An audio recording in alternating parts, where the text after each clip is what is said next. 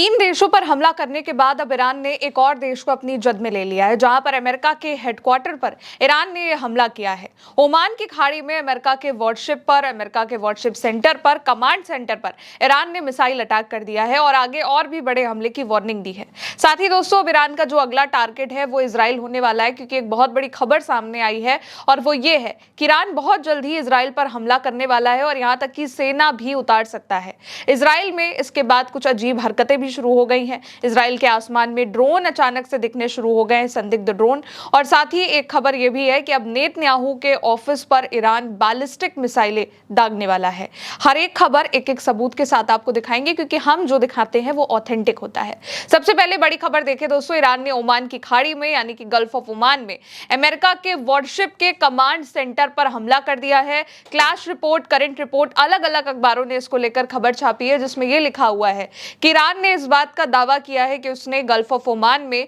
एक अमेरिका के विध्वंसक पोत के कमांड सेंटर पर हमला किया है और अमेरिकी सेना के खिलाफ आगे की जवाबी कार्रवाई की चेतावनी दी है। इससे पहले ईरान ने अमेरिका के यूएस फिफ्थ फ्लीट के हेडक्वार्टर पर मिसाइल से हमला किया था, जो कि बहरीन में था। और इस बार ईरान ने दोस्तों अमेरिका के वारशिप पर, अमेरिका का विध्वंसक जो पोत है उसके हेडक्वार्टर पर, उसके कमांड सेंटर पर मिसाइल से हमला कर दिया है।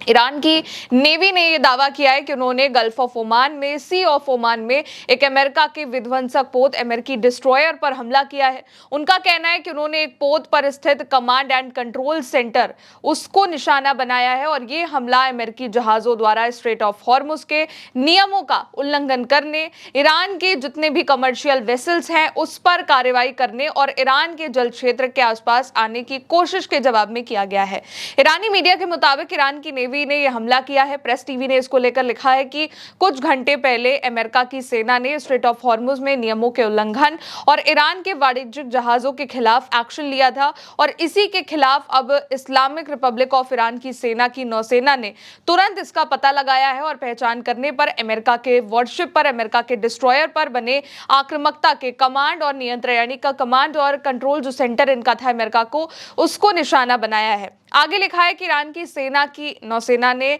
अपनी पूरी ताकत से अमेरिका के और इजराइल पर जो है नजर रखनी शुरू कर दी है और डेना विध्वंसक पोत जो है इस पर बताया जा रहा है कि सबसे बड़ा हमला अब ईरान करने वाला है, जो यूएस का है डेना, उस पर अटैक करने की यहाँ पर वार्निंग दी है और किसी तरह की गड़बड़ी का जल्द से जल्द सामना करेगी, ये भी कहा है। लगातार ईरान हमले कर रहा है, जैसा कि ईरान ने ये बात कही हुई है कि अगर कोई उसकी टेरिटरी में घुसता है या फिर उसके ऊपर अटैक करने की कोशिश करता है, ईरान के वेसल्स को रोकता है, तो अमेरिका पर, इजराइल पर, दोनों पर ये हमले होंगे। बीते दिन भी ईरान ने कुवैत के अमेरिकी बेस पर हमला किया, एयरपोर्ट पर हमला किया और अब इसको लेकर कुछ अपडेट सामने आए हैं। जैसे कि पहला अपडेट ये सामने आया है कि कुवैत में ईरान ने अमेरिका का जो अली अल सलेम बेस था वहां पर जो अटैक किया था उसकी अब तस्वीरें आ गई हैं। इसमें ईरान के हमले के बाद की तबाही को दिखाया गया है। साफ तौर पर सैटेलाइट इमेजेस में ये बात पता चल रही है कि ईरान ने जो ड्रोन और मिसाइलों से यहाँ पर हमला किया था, अपनी बैलिस्टिक मिसाइलों को दागा था, उसमें कुवैत में बने इस अली अल सलेम बेस जो अमेरिका का बेस है को बहुत ज्यादा नुकसान हुआ है। अमेरिकी अली अल सलेम बेस में तबाही है। सब कुछ आपको काला काला नजर आ रहा होगा, फूटा बिखरा नजर आ रहा होगा, क्योंकि इसी जगह पर एग्जैक्ट जहां पर ये पहले इस तरीके से था, कुछ फोटोज में दिखाया गया है और बाद में जब ईरान ने यहां पर मिसाइल से अटैक किया, ड्रोन से अटैक किया, तो यहां पर कुछ चीजें पूरी तरीके से बिखर चुकी हैं, तबाह हो चुकी हैं। दूसरी एक और जो अपडेट कुवैत से आई है वो ये है कि ईरान ने कुवैत में जो मिसाइलें दागी उसको रोकने के लिए अमेरिका ने पैट्रियट और अमेरिकी इंटरसेप्टर मिसाइलों का इस्तेमाल किया था और वो सब फेल साबित हुई हैं। इसके सबूत आ चुके हैं। खबर यह है दोस्तों कि कुवैत के एयरपोर्ट पर ईरान के हमले के अलावा अमेरिका के मिसाइल की भी तबाही हुई है। अमेरिका ने असल में जो मिसाइल ईरान की मिसाइलों को रोकने के लिए दागी थी, इंटरसेप्टर मिसाइल पैट्रियट का जो इस्तेमाल किया था, उसकी वजह से कुवैत के एयरपोर्ट का ये बुरा हाल हुआ है, ये रिपोर्ट आई है। आईआरजीसी के स्पोक पर्सन ने कहा है कि कुवैत के इंटरनेशनल एयरपोर्ट के जो टर्मिनल 1 जहां पर यात्री वाला भवन था, वहां पर जितना भी ये नुकसान हुआ है वो अमेरिकी पैट्रियट की त्रुटि के कारण यानी कि अमेरिकी पैट्रियट के फेलियर की वजह से हुआ है। एयरोस्पेस फोर्स ने इस लक्ष्य पर कोई मिसाइल दागी ही नहीं थी, यानी कि ईरान ने यहाँ पर टारगेट करके कोई मिसाइल अटैक नहीं किया था। मिसाइलों को रोकने में अमेरिका का जो पैट्रियट सिस्टम था वो विफल रहा था और इस टर्मिनल पर जाकर उसकी मिसाइलें, अमेरिका की ही इंटरसेप्शन मिसाइलें जो थी वो ही वहां पर गिर गई थी। अब एक और खबर जो आपको पहले भी मैंने बताई कि ईरान का जो अगला टारगेट है वो इजराइल होने वाला है, इसको लेकर जो खबर है वो देखिए। ईरान के विदेश मंत्री अब्बास अराक्ची जो है उन्होंने एक बहुत बड़ी वार्निंग दी है कि हमारी सेनाएं किसी भी वक्त युद्ध फिर से शुरू करने और इजराइल पर हमला करने के लिए तैयार है। अगर इजराइल बेरूत पर हमला करता है तो हमारी सेना कब्जा वाले इलाकों पर भयानक विनाशकारी हमले करने के लिए तैयार हैं और इजराइल पर किसी भी वक्त अटैक हो गया तो ये बहुत संभव है कि ईरान कर सकता है। ईरान के विदेश मंत्री अब्बास अराक्ची ने आगे ये कहा है कि अमेरिकियों के साथ हमारी जो बातचीत है, हमारा जो संपर्क है वो अभी टूटा नहीं है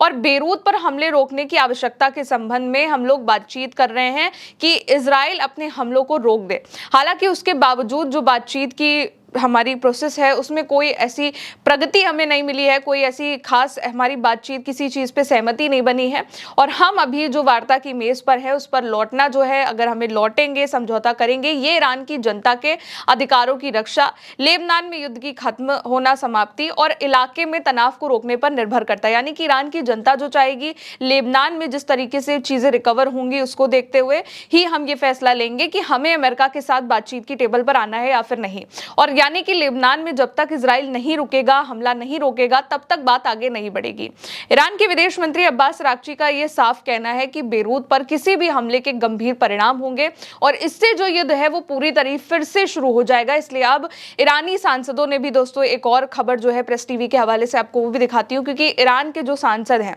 उन्होंने आयतुल्लाह खामनेई के हत्यारों के कार्यालयों तक लंबी दूरी की मिसाइलें दागने की मांग करी है। आयतुल्लाह खामनेई पर हमला जो हुआ था वो इजराइल ने और अमेरिका ने, डोनाल्ड ट्रंप और बेंजामिन नेतन्याहू ने मिलकर करवाया था। इसलिए अब ईरान के जो सांसद हैं वो ये चाहते हैं कि अब नेतन्याहू के ऑफिस पर ईरान मिसाइल दागे और बैलिस्टिक मिसाइलें, जो लंबी दूरी वाली इनकी इंटरकॉन्टिनेंटल बैलिस्टिक मिसाइलें हैं, उनका इस्तेमाल करें, जिसको लेकर कल एक खबर भी सामने आई थी जो हमने चर्चा में जानी भी थी। अब एक और आखिरी हम तस्वीर के साथ इस खबर को खत्म करेंगे, क्योंकि अयातुल्लाह सैयद अली खामनेई और इस्लामी क्रांति के जो अभी नेता बने हैं अयातुल्लाह सैयद मुज्तबा खामनेई, उनकी एक साथ की तस्वीर आई हुई है। अयातुल्लाह खामनेई जो है वो मुज्तबा खामनेई के साथ यहाँ पर नजर आ रहे हैं और ये तस्वीर ईरान के और अमेरिका के युद्ध के पहले की बताई जा रही है, जिसमें दोनों कुछ बातचीत कर रहे हैं। अभी की अगर बात करें तो अब अली खामनेई के जनाजे की जो तैयारियां हैं वो शुरू हो चुकी हैं, जिसमें कहा जा रहा है कि 2 करोड़ से भी ज्यादा लोग पहुंचने वाले हैं।